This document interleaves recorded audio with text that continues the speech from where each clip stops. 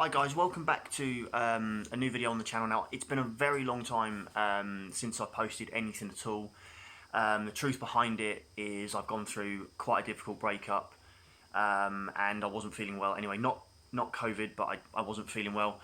And obviously with this pandemic that's been going on, there hasn't been a lot of football to predict. My knowledge of the Bundesliga is not brilliant, so I haven't done a prediction video for that.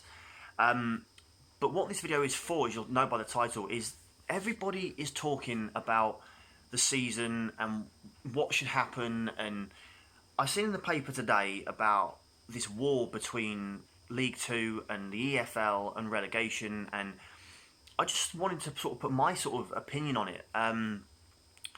The thing is, with the National League ending the season and not relegating anyone and not promoting anyone, you kind of think, well, is it really fair then that the League Two relegate a team, because then that adds an odd number to the National League for next season. So it comes a little bit like the Bury situation, where each week one team isn't playing, so you could always see that as a disadvantage. So it's a little bit weird on that front. Also, the other sort of issue you've got is if then Leagues 1 and the Championship resume and they have relegation, promotion, you then sort of think, well, no one's got promoted from League 2 to League 1, but teams have been relegated from League 1 to League 2, and it just makes it all very confusing, which is why a lot of people were in favour of just scrapping the season, you know, for health reasons, and saying, look, no promotions, no relegations, let's just start again in August. However, for the teams that would have had financial gains from promotion or anything else, would be given that money by the EFL. Which, yeah, again, I can see that that idea, and I can see, you know, why a lot of clubs would be in favour of it. But then this situation for me has always been a case of, it doesn't matter what football team you support. You know, it doesn't matter if you're a Leeds fan, if you're a Reading fan like me, or whether you support Stevenage or Macclesfield, or whoever you support, you're going to have a grievance to whatever the outcome is. Whether that is denial of promotion, denial of playoffs with the opportunity of being promoted. You know, you've got some really big clubs in League One that, you know, really do deserve to be back in the Championship. You've got teams in the Championship that financially they don't know if they can survive if they were relegated to League One. With no disrespect, that could be the likes of Luton, Barnsley, Wigan, you don't know. I'm not calling them small clubs, I'm just saying they're clubs that could financially be at a loss. So there's a lot to think about, and I think obviously this pandemic is serious and it is starting to calm down a little bit. A lot of us, as you can tell, are at home, but you know, let's look at the nature of it. You know, football, yes, it's a massive part of everybody's lives and we all miss it, but our lives are more important. But this story that's come out today with the EFL and the League Two clubs and the votes, you know, they're having these votes to like end the season or hold the season, but then you think, realistically, a team has to be promoted, relegated, playoffs.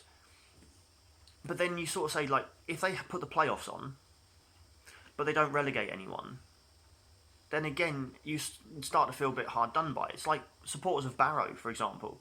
You know, Barrow have had probably one of the best seasons in their history, you know, and rightly should be a Football League side next season. But due to the National League saying no promotion, no relegation, they've got to try and do it all again next season. So that's a little bit harsh, but no one's really overreacted to that. And maybe League Two, you know, it's the same for them, but the main point of it for League Two clubs is the finances. And I know we don't like talking about money in football too much, but unfortunately nowadays money has become a massive part of football. And especially, like I said about certain teams in the Championship, for teams in League Two, maybe the likes of Stevenage, Macclesfield Town, you know, at Morecambe or whoever it is in that bottom half, relegation to the National League is a huge, huge loss of finances. But also, there's a lot of teams in League Two that, without gate receipts, without fans buying programs, souvenirs on the match day, you might get people that can't always get to games. So when they can, that's when they spend their money. And it could work. It works across the whole board in League Two. Obviously, excuse me. Some teams are obviously going to be stronger than others, and sort of financially better off. But that's what we don't want in football. We want a level playing field as best we can get. We don't want teams to, be successful because they have money or unsuccessful because they don't. We want to see these teams survive, and we don't want any more teams going through anything that Bury have gone through. I've always said from the start that I think if this season is cancelled, then Bury deserve to be reinstated, 100%. Because at the end of the day, they started the season, they just didn't complete the season. So why would it be fair to stop Bury? I know they had all the debts, and there was a lot of. It's a sticky subject which I'm not going to get involved in, but it's just an opinion. It doesn't mean I'm right. It's just what I think would be fair for Bury, because I don't want to see any club go out of administration. And I've said this before, and I'll say it again. It could have been Oxford, it could have been Swindon, it could have been Aldershot, it could have been Wickham, it could have been any of the clubs that Reading have rivalries with, and I would still want them to remain, because at the end of the day, yes, I'm a football fan, yes, I'm a Reading fan, but it doesn't mean that I want to see that kind of thing happen to a rival of ours or vice versa. I would like to think that fans of those clubs wouldn't want to see that happen to us. But, it's one of those situations. It's a tricky one. It's a tough one. I get it financially. There's clubs, like you say, in League Two that can't really see themselves surviving without match day revenue, without sponsorship money. They'd have to pay sponsorship money back that they can't afford. There's TV money they can't afford. They need that as well. Obviously, with everything being on a channel which I can't obviously mention because that's advertising. But all these different programs and things they do, it helps them financially. And on match day, there's the programs that makes them extra money. There's raffle tickets, lottery ticket type things they do, and other like 50-50 draws, golden goal. And so much that clubs do on a match day that it just helps them tick over. And also the transfer market. This summer's transfer market is going to be probably one of the strangest ever, if there is one. Because obviously a lot of players are coming out of contracts. A lot of players, clubs aren't going to financially be able to offer these contracts to players, and then obviously you've got the issue of clubs trying to spend big money. And I mean, before this all kicked off, you had teams like Manchester United, Arsenal, I think Chelsea, that were all linked with massive summer signings and massive money, and to be honest, realistically, that just doesn't seem doable now.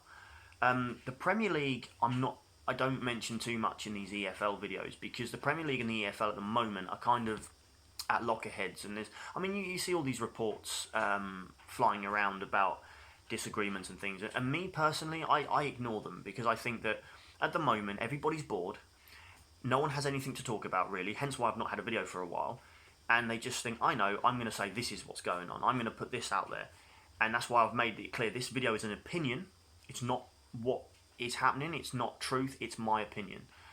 So feel free to obviously tell me how you think in the comments about the situation, but it's not what I'm saying is happening, it's just an opinion.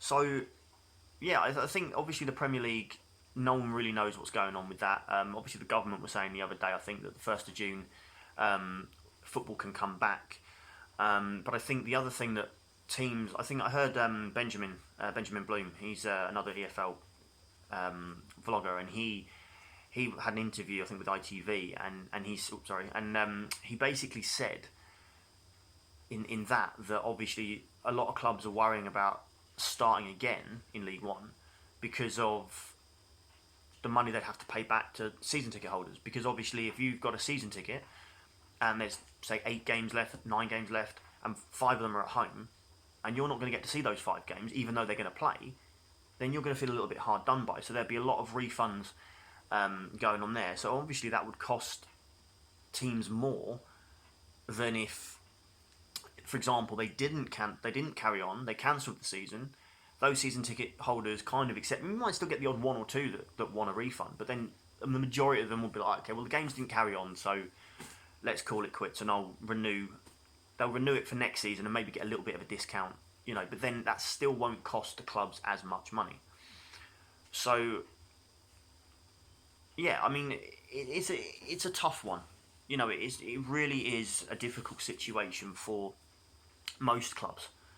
But personally, obviously, I think looking at Reading's situation, not a lot is. I mean, we're one of those teams that's in the mid-table bracket that realistically, if the season started again, all right, we might go up a couple of places, we might go down a couple of places, but let's be brutally honest, we're not going to make a challenge for the playoffs, despite what most people are trying to say. We're not going to get, well, we hope we're not going to get dragged into the relegation scrap, but we're on that points tally that if it goes either way, then you can get dragged in. But realistically, our season is effectively over. Only again, in my opinion. I know there's a lot of Reading fans out there that have their own view on the season, but that's how I kind of look at it at the moment. But if if you're a team like Millwall, for example, Nottingham Forest, Fulham, Fulham and Bristol City as well, you're that close to Leeds and West Brom that potentially playing on the season, you could sneak into that automatic promotion place, and that's no disrespect to Leeds or West Brom, but then again, if you're a West Brom or a Leeds fan, you want to get promoted to the Premier League, and rightly so, but you want to do it by winning games and doing it so no one can then sort of sit there and, oh, you only went up because of this, or you only went up because of that, So yeah, I see the contradictive issue in all leagues, but this story about trying to scrap relegation and everything else, but the EFL want to have relegation. It's a battle that you've got to look at realistically. But the other thing is they're saying they want to finish the season on points per game. So if that is the case, then the team that finishes bottom should be relegated. That's no disrespect to whoever that is. But if you're going to say, right, the league, we've scrapped the league, but we're going to work the final league positions out on points per game, then you're going to say to, right, the top 2 or 3 go up and these are playing the playoffs, but hang on a minute, the team at the bottom aren't going to get relegated. However, League One and the Championship could have relegation, and you're going to have that issue of, well, why have they survived and we haven't? And that's where you could then get a rivalry, not a rivalry, but an argument between sorry, that's my bearded dragon in the background, Barrow and Stevenage, for example, or Barrow and Macclesfield. Because if Barrow fans will be like, well, hang on a minute, we haven't been allowed to get promotion, but Stevenage and Macclesfield have been allowed to survive. So you're going to have that sort of cat and dog issue going on as well. So yeah, it's a very difficult situation. I think for the EFL, I'm glad I don't work for the EFL, because as you can probably tell by the last 14 minutes of this video, I'd be useless to try and sort it out. But there is a lot going on, and a lot of fans want to know what is happening. But the best advice I can give you guys is stay calm, relax, and just wait until you get a statement from the EFL. Don't believe things you see on Twitter. Don't believe things you see on Facebook. Don't believe things you read in the paper. Just wait until it's on a particular news channel live, or the EFL website, and they actually come out and say, right, this is exactly what's happening, and this is what's going on, and this is what we're doing. Because other than that, guys, there's not a lot we can do. So thank you for those of you that are going to tune in and watch this. I know it's been a very long time since I've posted any videos at all. So I do apologise again for that. And obviously, as soon as the season can actually restart, if it restarts, then of course the prediction videos will come back. Other than that, guys, stay safe. Hope you're all well, and we'll see you soon. So take care, guys. Bye.